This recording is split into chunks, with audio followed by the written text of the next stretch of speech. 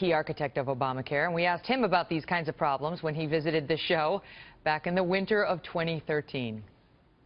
Don't you agree the system is going to collapse unless we get those young people to sign up? And the president has given you a plan that will cover everyone. So if your employer decides he can't cover you or won't cover you, you have a safety net where you can get insurance. Is the exchange going to be a stable way to buy insurance without it going into a death spiral because we don't have enough people in it? Right. That's the key question, right. And the answer to that question is yes. Going forward, it's going to be a stable place to buy insurance.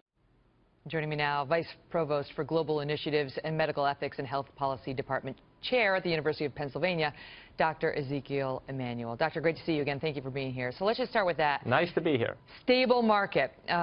Obviously, it is not with this mass exodus of insurance companies, the decrease in competition, the enormous hikes in premiums in so many states and counties. Were you wrong? Megan, your reporter did a very nice job of cherry-picking only the most extreme. They don't raise premiums across the board. Some have gone up higher than others, but 50+%.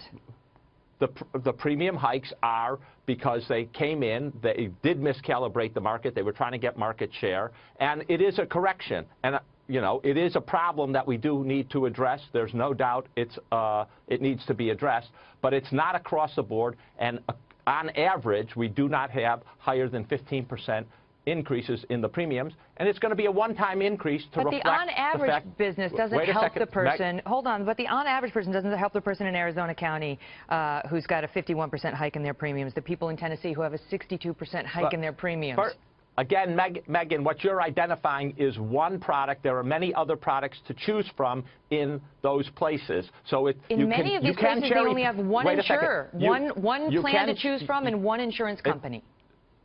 You can cherry pick, but it's not the average, and it's not what affects the majority of people. But the average doesn't mean anything to the person who is affected by the high costs and by the second thing is Republicans bear some of the responsibility for this.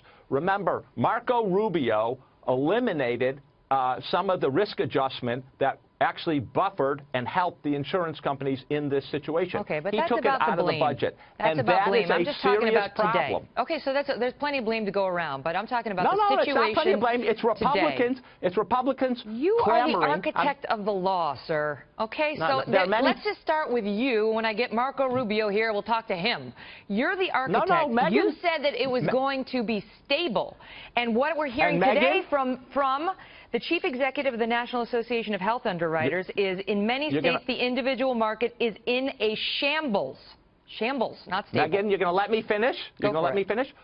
Okay. One of the things we built into the law was various ways of providing risk corridors and risk adjustment so that insurers would be protected against getting too many sick people, which is the heart of the problem. Yep. Marco Rubio in the Senate took that away and destabilize the market. When I told you 2 years ago it was going to be a stable market, those risk protections were in place, and the Republicans took it away. Okay. But I might tell you. So it's Marco Rubio and the Republicans. But let me ask you, because they bear a major responsibility.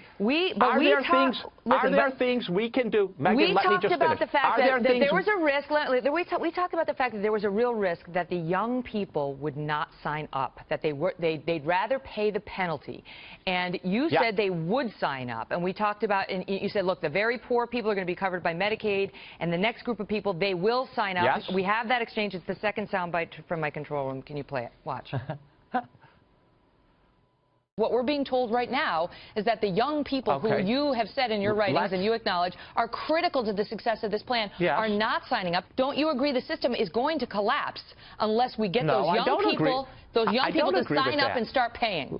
Let me explain something. First of all, we are planned to have people go on Medicaid. About half of the people who are supposed to be covered under 133% of the poverty line are supposed to get Medicaid. The people above 133% of the poverty line are going to get shop in the exchange.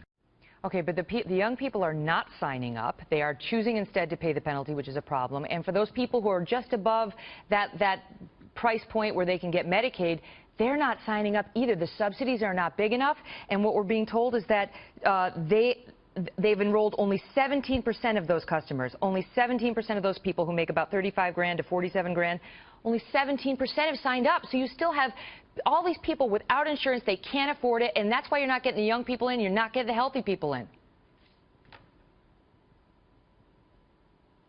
So my question to you, doctor, is aren't the concerns that we talked about years ago coming to fruition to the detriment of the law and to those who were supposed to have been helped by it? Look, we have actually had millions of people, 11 million people who've come into the exchange. Do we need to make adjustments in the interim? After 6 years, we need to see that things need to be changed.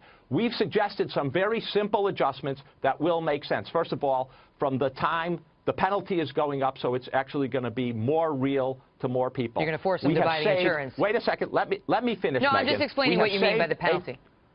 We have saved a tremendous amount of money. Actually, contrary to what your person said, the federal government has actually been saving, is projected to save between 2014 and 2019 about $1.5 trillion on lower spending.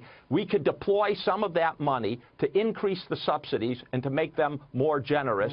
We could make some adjustments and increase the penalty and take it more seriously for people. These are not major shocks to the system. These are minor adjustments to a system that to the Obamacare that will make it more viable. I mean, the major shocks came back, you know, after 2010, the most important thing is to put those risk corridors back in that Marco Rubio took out. That would actually stabilize things for insurance companies. You say that 11 million people have signed up. You were just on this show a couple years ago saying 34 million people. 34 million people will get coverage. Now it's down to 11. Well, 11. No. Get coverage through both Medicaid expansion and the exchanges. Now, what happened? We have over 20 million people. 8 million people already had insurance. And your number that you're throwing out there, they already had insurance that they liked. They got kicked off of those policies and then forced to buy a new one. No, we did not get 8 million people kicked off. You're now saying an untruth. All right. We've got 20 million people who got coverage. And it's not 20. Many more millions, up to 4 million more people would have gotten coverage if places like Texas and Florida and Georgia would have expanded Medicaid as we wanted in the system. All right. Now, it wasn't the 32 we predicted, but it is 24 million, and that's a lot better than the previous system we had. Remember, and a lot of people were not insured and did get some coverage. And that's why the American public voted to change it. Let's leave it on that happy note where we have some agreement. And listen, despite all these disagreements that we have, I love having you on. You're smart, you know your stuff, and you're a stand-up guy. But you keep interrupting me, Megyn, so I can't explain my point. Because you go on and on. No, I know how to keep you interesting. Trust me, you're in good hands. I just know how to start. But I gotta go. Great to see you.